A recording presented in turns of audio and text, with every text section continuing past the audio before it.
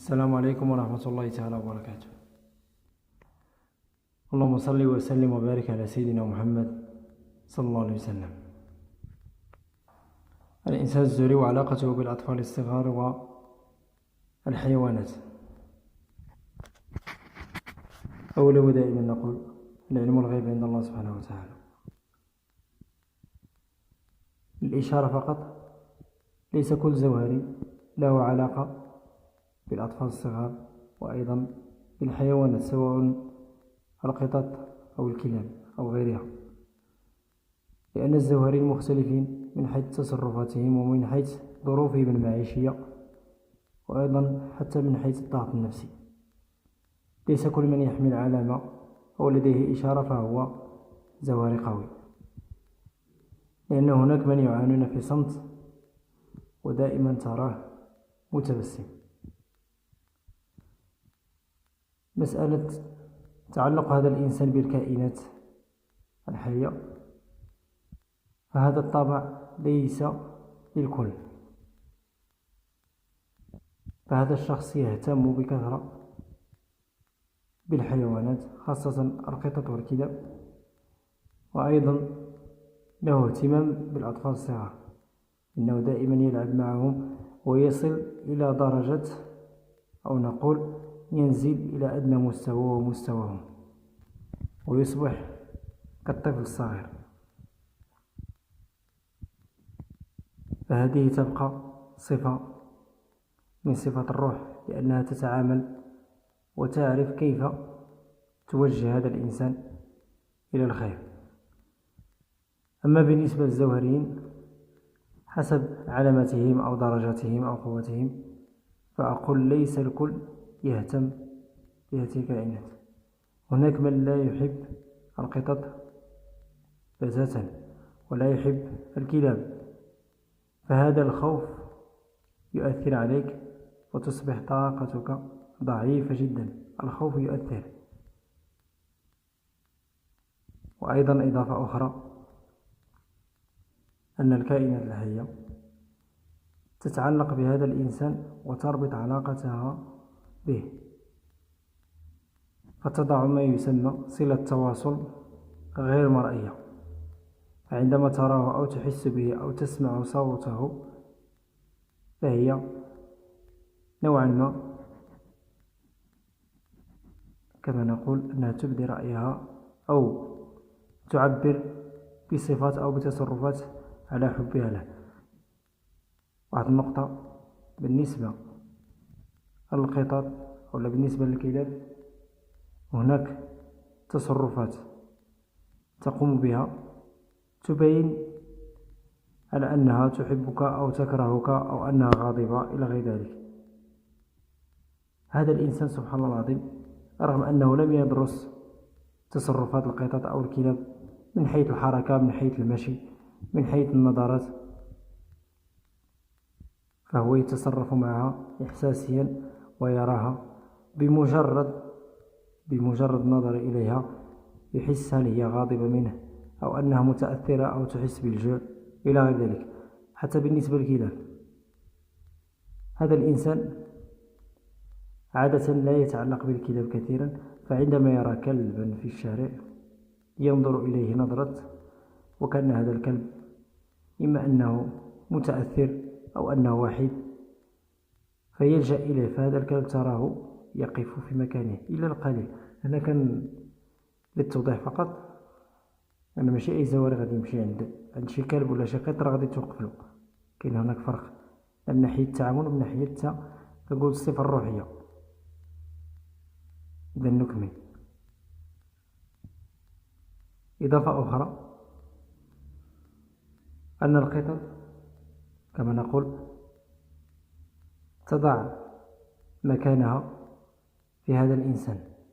أولا ارتباطها بالروح، ثانيا أن هذا الإنسان عادة ما يحس إذا تقرب منه قط أو كلب فإنه يوجه له رسالة.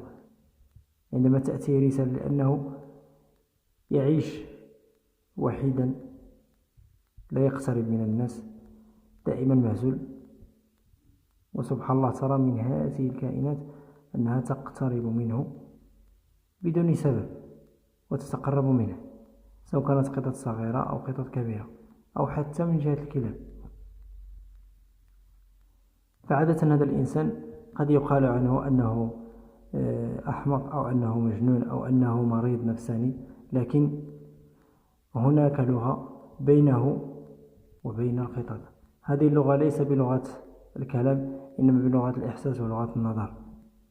فعندما تراه وتوجه نظرتها إلى عينيه فهي تحس بنوع من الطمأنينة والأمن والراحة، وتحس أيضا أن هناك أمن مستقبلا، رغم أنه كما نقول العلم لله سبحانه وتعالى، إنما تنظر كوجهة نظر أن هذا الإنسان هو من سيعتني بها وسيبقى معها جانبا ولن ينساها إلى غير ذلك.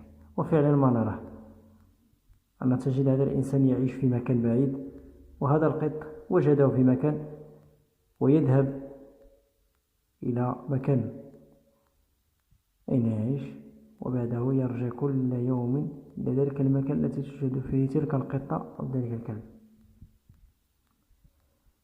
إضافة أخرى إلى ضبط الوقت، يقومون بوضع توقيت خاص بهم، مثلا 12 أو 6 مساء إلى غير ذلك، يأتيهم هذا الشخص، يأتي بهم بالطعام أو يعني بالأكل والشرب. فعلا دائما يضبط وقته ولا يتماطل عليه تلقائيا وكأنه مسؤول عنه، ونفسها تنتظره في تلك الساعة. سبحان الله العظيم. يعني كما أقول لكم هناك صلة تواصل روحية بينه وبين هذه الكائنات. يعني فقط للتفسير الدقيق كنقول التفصيل الممل باش الكل يفهم. نقطة أخرى، كيف يعرف أن هذا الإنسان أن ذلك القط متلبس عليه جني أو شيطان؟ هو فقط ليس من نظرة العينين على أنه جني أو شيطان، وهناك تصرفات، هناك ترددات إلى غيرها. منكم من يعيش مع قط في بعض الأحيان قد يتلبس به جني أو جنية. هناك تصرفات ليس حتى من الصوت أو من النظرات، إنما هناك تصرفات، هناك حركات غير عادية، وهناك استقرار في بعض الأماكن التي لم يستقر عليها ذلك القط. هناك تحركات سريعة جدا إلى غير ذلك. أيضا هناك من أصناف من الجن يأتيك بصفة قط ويعيش معك مدى الحياة وأنت لا تدري، وغالبا ما تكون تصرفاته يعني مثيرا للاهتمام، إنه يضع اهتمامه لديك أن تلعب معه أو أنك تتبعه، أو بمجرد حركة بسيطة تأتي إليه. هنا قد يكون جني، وغالبا تصل بعض الأوقات في الليل قد لا تجده أبدا، وإن تبحث عنه داخل بيتك أو خارجه لن تجده، وفي الصباح تجده أمام باب بيتك أو وسط ذلك البيت. يعني غريب شيئا ما. أيضا من ضمن التصرفات أنه قد تغيب عنهم لمدة طويلة جدا وتأتي إليهم، وسبحان الله العظيم يرسلون إشارة كما نقول، ليس بإشارة اهتمام، إنما هناك إشارة لديها اسم خاص، إشارة تفاعلية خاصة في هذا الإنسان، نوعا ما تضع جزء أو تضع كما نقول مكانها في طاقتك. المهم هناك أمور غريبة جدا، يعني من الصعب تفسيرها. من يعيش مع هذه الكائنات فسيعرف ماذا أريد أن أقول. بالنسبة للإنسان تفاعله مع الأطفال الصغار، لما ينزل إلى مستواهم ويلعب معهم بتصرفاتهم ويغير من صوته ومن حركاته إلى غير ذلك، ماذا يقال عنه؟ احنا بهذا المفهوم ديالك يقولوا صغير في عقله، لكن هذا لا يعني أنه الصغير إنما يحترم كل مرتبة ويضع كل إنسان في درجته. وهذا ما ترى أن الأطفال الصغار يتعلقون به في حياته ويحبونه، ليس أساسا في أنه يحضر لهم الأكل أو غيره، إنما حتى من ناحية التواصل الرهيب، أنهم يحبونه، أنه تلقاه في أماكن ويسألون عنه لأنه لم يأتي إليه، أو عندما يلعب معهم فغالبا ما ينجذبون إليه ويريدون أن يعرفوا طريقة اللعب، أو أنهم يستمرون في تلك الطريقة التي وضعها لهم. مثلا يلعب معهم ويقول لهم افعلوا كذا وكذا، سبحان الله تراهم أنهم يقومون بما قاله لهم ويتركون ما كانوا يلعبون. هناك أيضا من بين التصرفات عندما تعتني بهؤلاء الأطفال الصغار وتفرحهم وتعطيهم من المال، يتقربون إليك أكثر وتبقى ذكرى في أذهانهم، فعندما يكبر يتذكر كل مراحل طفولته. هذا أقول بالنسبة لهذا الإنسان الزهري، فهو مختلف تماما عن الإنسان الزهري العادي. وهناك إنسان زهري عادي متأثر ويعاني إلى غير ذلك ويشكو، وهناك من الزوارين يشكو أكثر منه لكن في صمت، أنه دائما يبقى في عزلة، وكما نقول يتحسر من ضغوطاته النفسية ومن ألامه إلى غير ذلك،